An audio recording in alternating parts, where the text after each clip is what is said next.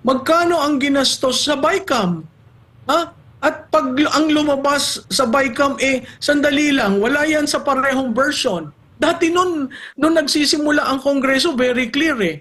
Pag wala dun sa version ng isa, hindi mo pwedeng ipas yan. Kailangan babalik ka dun sa Chamber of Origin. Hindi na yun nasusunod. Yung rules, hindi mo maintindihan kung ano ang rules. Every start of Congress, may rules na pinapasa. Biglang sasabihin, hindi, itong rules na ito sa Quadcom, iba. Suppletory. I mean, ang daming gobbledygook na minsan hindi mo maintindihan.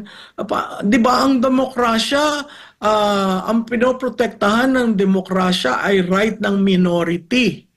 Kasi ang majority, sila ang nandun eh. So, ang daming nagkamali sa simula nitong 19th Congress.